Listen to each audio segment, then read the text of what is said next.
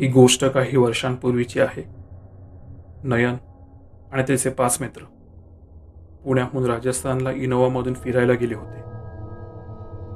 ट्रान्सपोर्टच्या व्यवसायात असल्यामुळे गाडी नयन स्वतः चालवत होता. राजस्थानमध्ये जयपूर, अजमेर, जैसलमेर वगैरे फिरून मंडळी पुण्याकडे रवाना होत होती.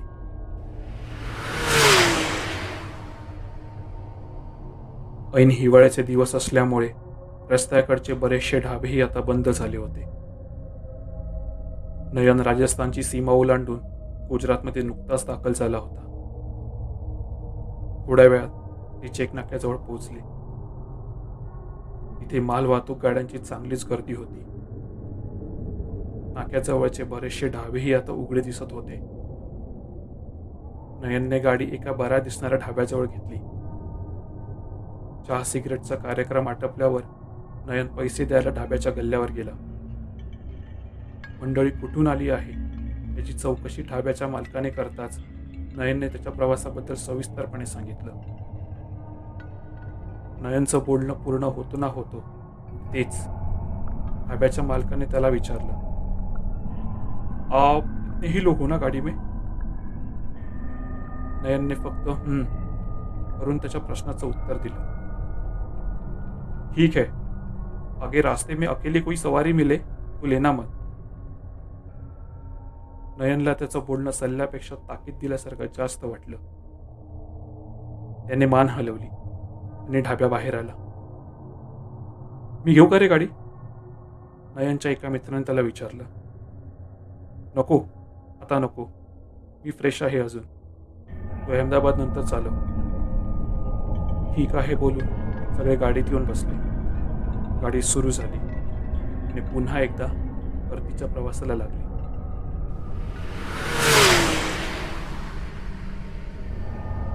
बघता बघता गुजरातचा महिसागर जिल्हा लागला. सकाळी दिमागदार दिसणारं शहर रात्रीचं कमालीचं भयान वाटत होतं. थोड्याच वेळात त्यांची गाडी महामार्गाला लागली. नयनला प्रवासी बसेस रस्त्याकडेला उभ्या असलेल्या दिसल्या. रस्ता मोकळा बघून नयनने पुढचा गिअर टाकत गाडी सुसाट वेगाने पळवायला चालू केली.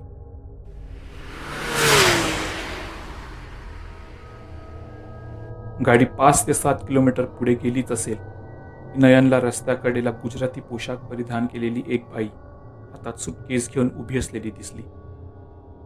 ती हात दाखवत गाडी थांबवायचा प्रयत्न करत होती, पण काही केल्या कोणीच तिच्या मदतीसाठी गाडी थांबवत नव्हतं. तिला द्यायची का रे लिफ्ट?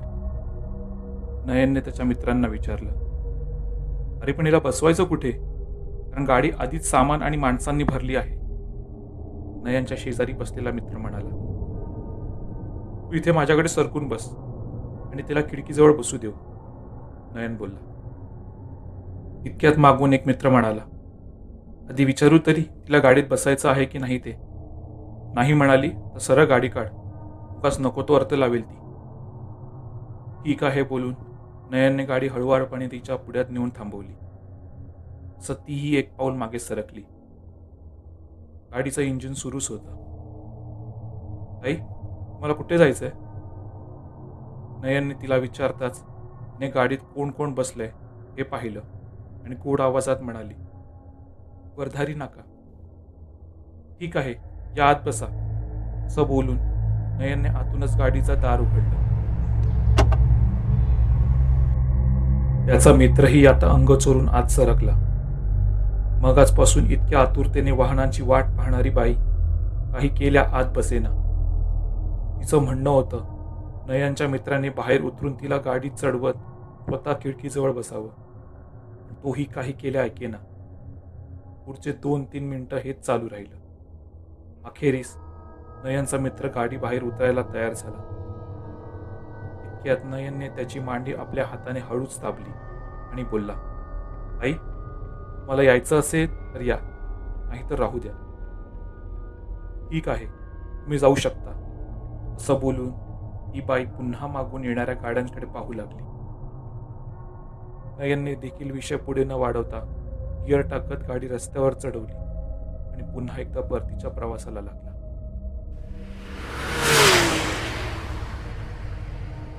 गाडीत असलेल्या सर्वांना आतापर्यंत जाग आली होती. पुढे वरधारी नाका ही काहीच अंतरावर होता. इतक्यात नयन जोरजोरात हसू लागला. नयनचं हे असं अचानक हसणं कोणालाच कळेना. काय झालं? का हसतोयस? गाडीतल्या एका मित्राने नयनला विचारलं. तिने ओळखलं बहुतेक, मी तिला ओळखलं ते.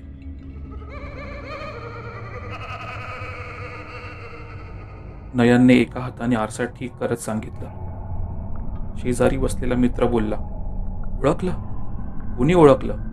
मगाच्या बाईने? असा नयन थोडं गंभीर होतच म्हणाला, हो, तिनेच. म्हणजे नक्की काय बोलायचं तुला? कळलं नाही बघ. नीट सविस्तरपणे सांगणार आहेस का? मला खरंच नाही कळलं की कोण होती. नयनने मिश्किल हास्य देत विचारलं. का? अडळ वगैरे होती का? हो. काय हो? काही पण. गाडी चालव गप्प. नको तसले काही विषय इतक्या रात्री. असं नयन म्हणाला. असं का? मग मागे बघा जरा.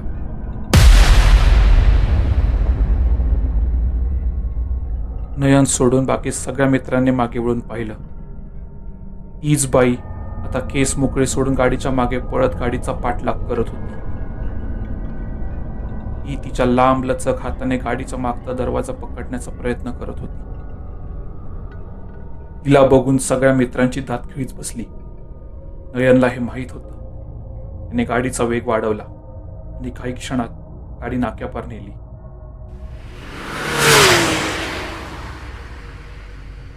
या बाईची आकृती ही आता अंधुक होत होत हवेत नाहीशी झाली.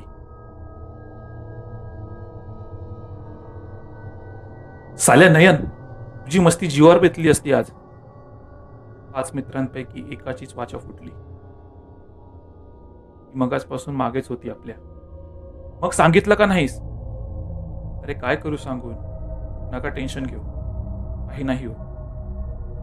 मी आधीही या रस्त्याबद्दल बऱ्याच गोष्टी ऐकल्या होत्या, पण कधी येणं जाणं झालं नव्हतं.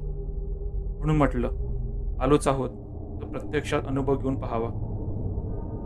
आधी मला जरा शंका होती. तिच्याजवळ गाडी नेता जेव्हा ती मागे सरकली तेव्हा मला तिचे उलटे पाय दिसले होते.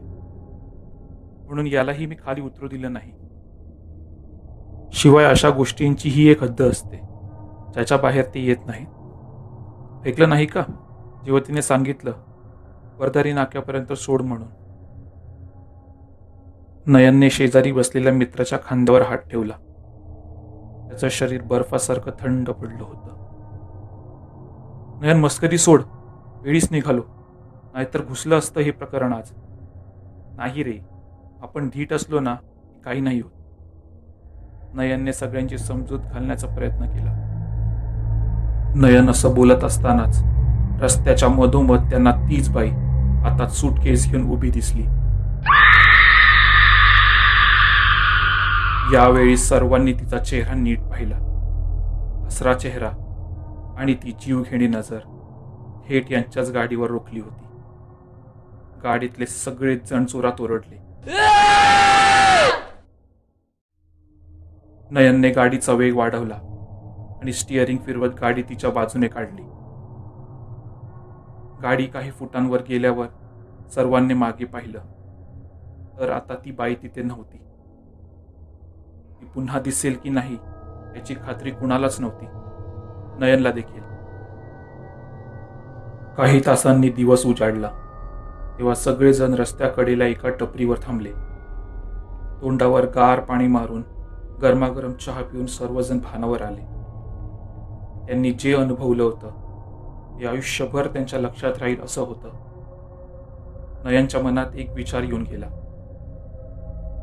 त्याच्या या मस्करीमुळे सगळ्यांचा जीव त्याने धोक्यात टाकला होता. पण जशी त्याने मस्करी केली तशी तिने तिची हद्द सोडून यांच्यासोबत तर मस्करी केली नव्हती ना.